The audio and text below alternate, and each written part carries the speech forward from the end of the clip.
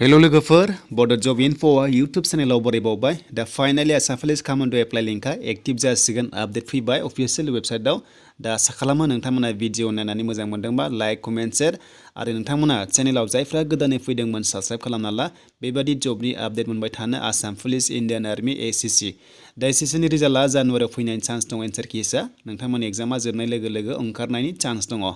दा बिनिफ्राय बैसोआ 18 निफ्राय 26 इयार्स आसाम पुलिस कामान्ड' पस्टआव जोंनि एसटिएफफ्रा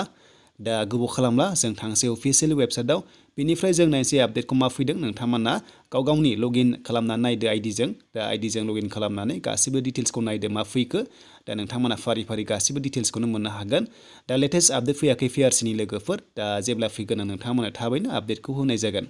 दा नोंथांमोना बेखौ नायग्रोदो आसाम पुलिसनि एप्लाइ लिंकआ 14 डिसेम्बर जानाय लोगो लोगो एप्लाइ खालामनो हागोन बे जाबाय कामान्ड' पस्टआव दा बिनिफ्राय एबि इउबिएसआथ' सोलिगासिनो दंखायो दा पिआरसिनि थाखाय जेबो अफिसियेल आपडेट फैथ'वाखै लोगोफोर दा जेब्ला पिआरसिनि लेटेस्ट आपडेट फैगोन आं नोंथांमोननो थाबैनो होगोन दा आसाम पुलिस कामान्ड' पस्टआ नाम्बार 3 सिरियेल नाम्बाराव ओंखारबाय आपडेट दा एप्लाइ लिंकआ गाबोननिफ्राय एक्टिभ जासिगोन 14 डिसेम्बराव दा नोंथांमोना जेब्ला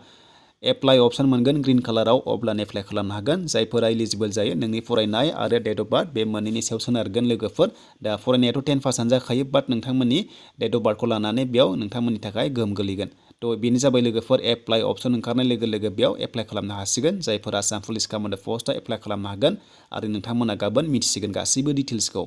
दा लोगोफोर बेखिनियानोसैमोन आपडेटआ